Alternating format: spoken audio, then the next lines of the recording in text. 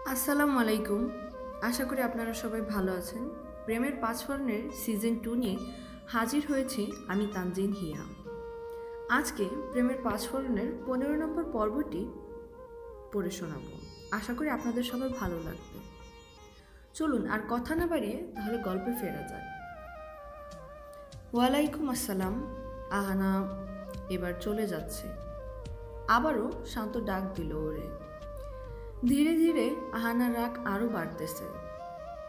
ধমক একটা দিয়ে বলল, আবার কি মিস সুহানা, আপনার নাকি 3টা বাচ্চা আছে? তাদের জন্য চকলেট চিপস কিনেছি, কিছু নিয়ে যান। আহানা কোমরে হাত দিয়ে এগিয়ে এসে বলল, তুই রাখ তোর কাছে। শান্ত মুচকি হাসতেছে বসে বসে। আহানা বাসায় ফিরে গোসল করে নিল, তারপর জলদি আবারও বেরিয়ে পড়ল নিতুকে পড়ানোর জন্য। শান্তদের বাসার গেট দিয়ে ঢুকতে যেতেই সবার আগে শান্তকে দেখল সে। শান্ত বারান্দায় দাঁড়িয়ে বিয়ার খাচ্ছিল। আনা দেখে সাথে সাথে লুকিয়ে ফেলল সে। আরেকদিকে ফিরে গেছে সে। আনা ব্যাপারটা খেয়াল না দিয়ে নিতুর রুমের দিকে চলে গেছে সোজা। শান্ত বিয়ারের বোতলটা লুকিয়ে আলমারি থেকে একটা প্যাকেট বের করে নিতুর রুমে যেতে গিয়েই থেমে গেল। ওখানে না গিয়ে মায়ের রুমে গেল সোজা। মা বিছানায় হেলান দিয়ে বসে আছেন, হাতে একটা বই। বই পড়ার অনেক নেশা ওনার। সারাদিনে ফ্রি টাইম পেলেই হাতে বই নিয়ে বসেন পড়তে। শান্ত মাকে বলল প্যাকেটটা আহানাকে দিতে। ও দিলে আহানা নিবে না, কিন্তু মা দিলে নিতে পারে। কাল রিয়াজের আংটি বদলে যে আহানাকে নিয়ে যাবে সাথে করে, আহানার ভালো কোনো শাড়ি নেই বলে আহানা শান্ত আসার সময় একটা শাড়ি আর কিছু অর্নামেন্টস কিনে এনেছে আহানার জন্য, যাতে ও কাল এগুলো পরে আসতে পারে। মা মুচকি হেসে মাথা নাড়লেন। প্যাকেটটা মায়ের পাশে রেখে শান্ত নিজের রুমে চলে আসলো।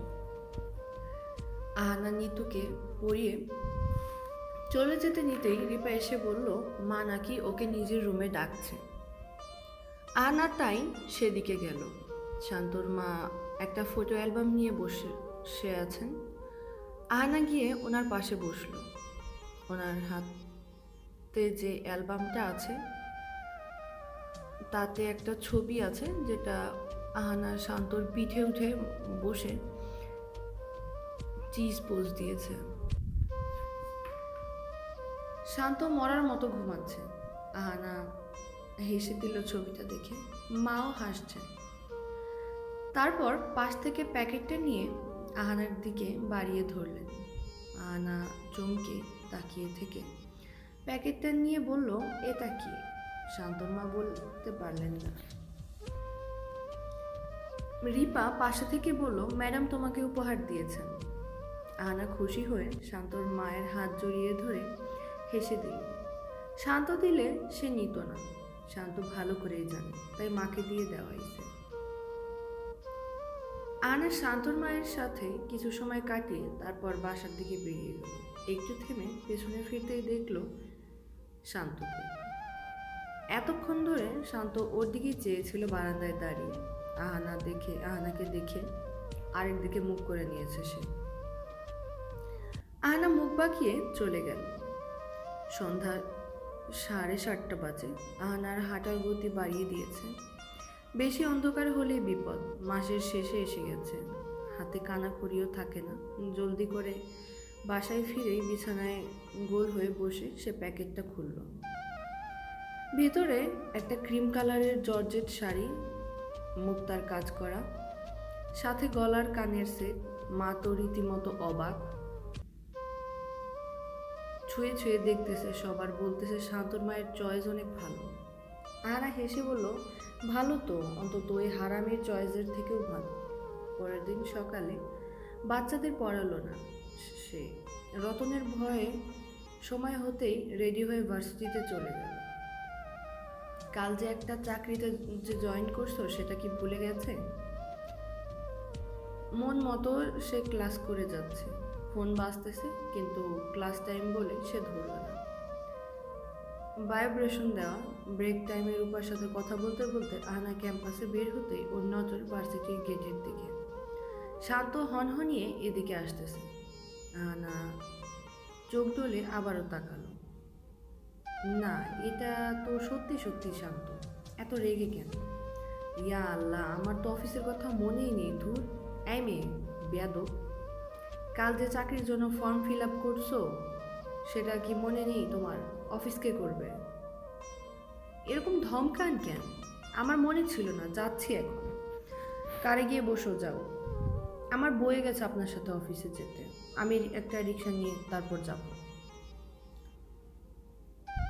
তোমার চাকরি হলো ক্লায়েন্টের সাথে মিটিংয়ে আমাকে হেল্প করা, আর এখন আমি রেস্টুরেন্টে যাচ্ছি যেখানে আমার ক্লায়েন্ট ওয়েট করতেছে। তাই তুমি এখন আমার সাথে যাবে। ও আরে এটা যে শাহরিয়ার শান্ত। ও মাই গড, আপনি আমাদের ভার্সিটিতে? আমি কই যাব, কি করব? সীমান্ত সোমবারে যাও, নওশাদ সেখানে। আপনি জানলেন কি করে আমি ওনাকে লাইক করি? নওশাদ বলছে তুমি আমাকে দেখে হাসো আর ওকে দেখে পিলারের সাথে লেগে যাও। তোমাকে নাকি ক্রাশ যখন বর এর তনুর মতো লাগে ওর কাছে। হ্যাঁ, আমি তো তনুর মতন। রিয়া না করলে গলা টিপে ধরে বিয়ে করে নেব জোর করে। তো যাও, ধরে বিয়ে করে নাও। আমি চাই আমার আগে ওদের বিয়ের বিষয়টা হয়ে যাক। সত্যি? আপনি মজা করছেন না তো? একদমই না, তুমি যাও। আমি নওশাদকে ফোন করে বলে দিচ্ছি ও তোমার সাথে মিট করবে। শান্ত কথাটা বলা শেষ করে রূপাকে কোথাও দেখল না। সে তো উধাও, দুনিয়াতেও নাই। আহানা অবাক হয়ে বলল, এই মেয়েটাকে নিয়ে আমি পারি না, সত্যি সত্যি। সীমান্ত সোমবারে চলে গেছে মনে হয়। হ্যাঁ, এখন আমরাও সেখানে যাচ্ছি। কেন? বললাম না, ক্লায়েন্ট আসতেছে। ও। আহানা নিজের গায়ের দিকে তাকালো একবার। ফ্যাকাশে একটা হলুদ রঙের জামা পরে আছে, মনে হয় সকিনা জরিনা লাগতেছে। শান্ত কারের ভেতর থেকে একটা কোট নিয়ে আহানার গায়ে ছুঁড়ে মেরে বলল। ভেতরে বসলো ড্রাইভিং সিটে। আহানা কোটটার দিকে তাকিয়ে বলল, কি করবো এটা দিয়ে? খাও বসে বসে। কোট মানুষ কি করে, পরে জানো না? আর এটা লেডিস কোট, স্পেশালি তোমার জন্য কেনা, মিটিং অ্যাটেন্ড করার জন্য সব সময়। এটা পরে থাকবা। আনা মাথা নাড়িয়ে এরপর দাঁত কেলিয়ে পরে নিল কোটটা। তারপর দরজা খুলে ভেতরে এসে বসে পড়ল। শান্ত গাড়ি স্টার্ট করতেই আহানা বলল, আমরা যেহেতু সীমান্ত সোমবারে যাচ্ছি, রূপাও যেতে পারতো আমাদের সাথে। না, পারতো না। রূপা আমাদের সাথে গেলে সে জেনে যেত তুমি আমার অফিসের কর্মচারী। সে এই কথাটা নওশাদকে বলতো। তারপর নওশাদ, রিয়াজ আর সূর্য মিলে আমার মাথা খাইতো এই বলে যে তোমার আমার অনেক কিছু চলে। ও, তো যখন আজ আমি আর আপনার সাথে আংটি বদলে যাব, তখন কি কিছু ভাববে না? আইডিয়াটা ওরাই দিয়েছিল, কারণ ওখানে একটা মেয়ে আছে নাম কনা, সে আমাকে ডিস্টার্ব করে, তাই ওরা বলেছিল এমনটা করতে। আচ্ছা, নামেন এখন, এসে গেছি আমরা। আহানা গাড়ির দরজা খুলে নামতেই শান্ত পিছন পিছন আসতেছে। শান্ত এত জলদি জলদি হাঁটে। লিফটে ঢুকে আহানা বড় এক শ্বাস নিল। মনে হয় যেন পরীক্ষার হলে যাবে এখন।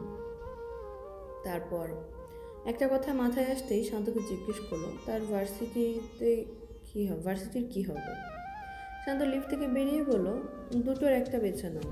আরে কি বলতেছেন, আমার পড়াশোনা লেখা তো চালিয়ে যেতে হবে। তুমি ভার্সিটিতে ক্লাস করো, চাকরি করার দরকার নেই।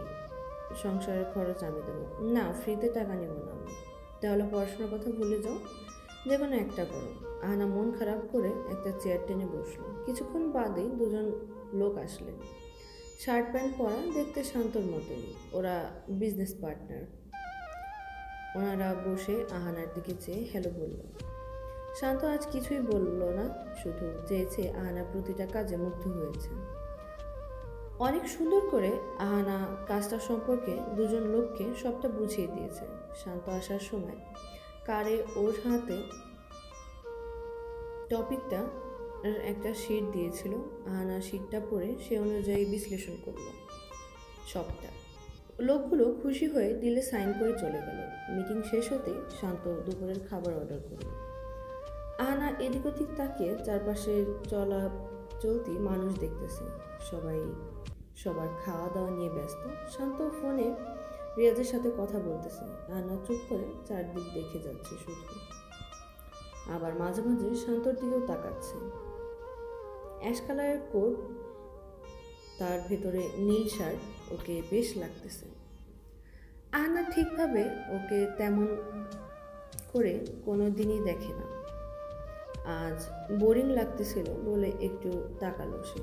শান্ত তার ফোন টেবিলের উপর রেখে দিয়ে তাকিয়ে থেকে বলে, মেয়ে শোনো, এভাবে তাকাইও না, আমি তোমাকে বিয়ে করবো না। আনা চোখ নামিয়ে আরেক দিকে ফিরে গেল। তারপর গম্ভীর গলায় বলল, এই যে শুনুন, আপনার সাথে আমার বিয়ে ঠিক হলেও আমি বিয়ের পিড়ি থেকে পালাবো। মেয়ে শুনুন, আমাকে এই যে শুনুন বলবা না কেন? এমনি। শান্ত আর কিছু বলল না। ফোনে একটা গান প্লে করে টেবিলে আবারও রেখে দিল ফোনটা। খাবার আসতেছে, আসতে এত দেরি হচ্ছে কেন? গানটা হলো দিল সম্ভাল যা জরা ফির মোহাব্বত করনে চলা হে তু। আনা হুট করে খারাপ লাগা শুরু হলো। গায়ের থেকে কোটটা খুলে কোলে রাখলো সে। শান্ত আরেকদিকে ফিরে বসে আছেন। দুজনেই দুজনের মুখের উপর বলে দিয়েছে তাদের মনের কথা, আর এখন নিজেদের মন খারাপ হয়ে গেছে। কেন মন খারাপ হয়েছে তার কারণ তারা জানে না, জানতেও চায় না। আহানা বারবার একটা মেয়ে আর একটা ছেলে বসে হাসতেছে আর খাচ্ছে, ওদিকে তাকিয়ে আছে মুচকি হেসে। আর শান্ত বারবার একটা ছেলে আর একটা মেয়ে, তাদের সাথে ছোট্ট একটি মেয়ে, তারা দুজনে মিলে না খেয়ে বাবুটাকে খাওয়াচ্ছে। শুধু শান্তর মনে হলো ওর মনটা জুড়ে গেছে। হঠাৎ করে ভালো লাগা কাজ করতেছে। ওপাশে আহানা আর এপাশে শান্ত একসাথে দুজনেই হাসলো। তারপর দুজন দুজনের দিকে তাকালো, মুখটা আবারও কালো করে খাওয়ায় মন দিল। শান্ত খেতে খেতে বলল, সন্ধ্যায় রেডি থেকো, আমি তোমাকে তোমাদের বাসা থেকে পিক আপ করে নেব। নিতুকে পড়াতে আসবো না? আজ পড়াতে হবে না, না হলে যেতে যেতে লেট হয়ে যাবে। ঠিক আছে। প্রতিবার চিকেনের হাড় খাওয়ার সময় ছাড়িয়ে খেলেই হয়। বসে বসে একটা একটা করে হাড় ছাড়াচ্ছ, তোমার এই অভ্যাস গেল না। আপনি জানেন কি করে? বারে ছোটবেলায় আন্টি তোমাকে গিয়া বড় বড় প্লেটে খাবার ধরিয়ে দিত, আমার পাশে বসিয়ে দিত। তারপর আমি তোমার খাওয়া দেখতাম, বসে বসে চিকেনের হাড় আগে সরিয়ে ফেলে তারপর সাথে সাথে সব মুখে দিয়ে খেতে তুমি। এত বড় হয়ে গেছে এখনো সেই অভ্যাসটা গেল না তোমার। আমার নিজেরই মনে নেই, আপনার তো সব মনে আছে, কারণ আমি তখন তোমার চেয়ে বড় ছিলাম। আর এখন আহনা ব্রুকুচকে বলল, আপনি নিজের চরকায় তেল দেন না, আমার খাবার দিকে তাকানো কি আছে? শান্ত তাচ্ছিল্য করে একটি হাসলো। তারপর চামচ দিয়ে রাইস নাড়তে নাড়তে বলল, আমার খুনসুটি তো তোমার সাথেই, অন্য কারোর সাথে আসে না, আসবে না হয়তো। দেখো না, আমেরিকা থেকে সেই 7 বছর আগে ঢাকায় ফিরেছি, আজ পর্যন্ত কারোর সাথে এরকম ঝগড়া হয়নি, হতেও যায়নি, কিন্তু আর এখন হলো তোমার সাথে, যার সাথে ছোটবেলা থেকেই হয়ে আসতেছিল। আহনা শান্তর মুখ থেকে চোখ সরিয়ে খাবার দূরে ঠেলে পানি নিল খাওয়ার জন্য। আন্টির জন্য অর্ডার করেছি, প্যাকেট আসলে ব্যাগে নিয়ে নাও আর খাবারটা শেষ করো, অনেক কাজ বাকি। আমি কিন্তু কর্মচারীদের বেশি খাওয়াই না প্রয়োজন ছাড়া। কথাটা শুনে আহনা মুখ বাঁকিয়ে খাবারের প্লেটটা টেনে বাকি খাবারটা শুরু করে দিল। শান্ত উঠে চলে গেছে বিল দিতে। আহনা পানি খেতে খেতে ভাবলো, আজ কি সূর্য উঠেছে? ঝগড়ুটে লোকটা কিনা মিষ্টি মিষ্টি কথা বলতেছে। আহানা পানি খেয়ে সামনে তাকালো, দেখলো একটু দূরে রূপা দাঁত কেলিয়ে নওশাদের সাথে হাসতে হাসতে কফি খাচ্ছে। এটা দেখে আহনার কাশি উঠল। ওড়না দিয়ে মুখে ওড়না মুখে রেখে কাশি থামিয়ে শান্তকে খুঁজতে লাগলো। শান্ত বিল পে করে এগিয়ে এসে বলল, চলো যাই, লেট হচ্ছে। প্যাক করা খাবার নিয়েছো তো? আহনা ইশারা দিয়ে বলল, নওশাদ ভাইয়া রূপা ওইদিকে। শান্ত চমকে পিছনে তাকালো, দেখলো সত্যিই তো। তাই তো সে আহনার হাতে চাবি দিয়ে বলল, নিচে গিয়ে কারে বসো, সে আসতেছে। নওশাদকে হালকা টাইম দিয়ে আহনা মাথা নাড়িয়ে চাবি নিয়ে চলে গেল। শান্ত দাঁত কেলিয়ে নওশাদের দিকে আসতেছে। এসেই নওশাদের ঘাড়ে হাত রেখে বলল, কি ও ভাই, প্রেম হচ্ছে নাকি? নওশাদ এক প্রকার ঝটকা খেয়ে গেল। তারপর হেসে হেসে বলল, আরে না, রূপা তো আসছে এমনি। বুঝি বুঝি, এতদিন আমার পেছনে লাগতেন, এবার আমি আপনার পেছনে লাগবো। ভেতরে ভেতরে টেম্পো চালান তাই না? কথা বলে শান্ত হেসে চেয়ার টেনে বসলো। রূপা তার কানের পেছনে এলোমেলো চুলগুলো গুজে দিচ্ছে বারবার, লজ্জা পাচ্ছে শুধু। শান্ত নওশাদকে ঝাঁকিয়ে ঝাঁকিয়ে বলল, নট ব্যাড, রূপা সাথে ভালোই মানাবে তোকে। চটপট চটপটা স্বভাবের মেয়ে, আমারই পছন্দ হয়েছে তোর জন্য, তাই তো পাঠিয়ে দিলাম। ধুর মিয়া, কই থেকে কই নিয়ে যাচ্ছিস কথা রে? রূপা ব্রুকুচকে বলল, কি বললেন? তার মানে এতক্ষণ ধরে আমরা কথা বললাম সেটা কিছুই না? নওশাদ হালকা কেসে বলল, না মানে আসলে। শান্ত হাসি থামানোর চেষ্টা করে যাচ্ছে, তারপর হাসিটা সাইড করে বলল, ভাই আর লুকাতে হবে না, আমি সব বুঝছি আর ছবিও তুলেছি। এবার দেখি তুমি আমার নেক্সট টাইম কেমনে ব্ল্যাকমেল করো। এটা কেমনে, কখন করলি? তোর বেস্ট ফ্রেন্ড বলে কথা, একটু একটু ফটোগ্রাফি তো জানতেই হবে।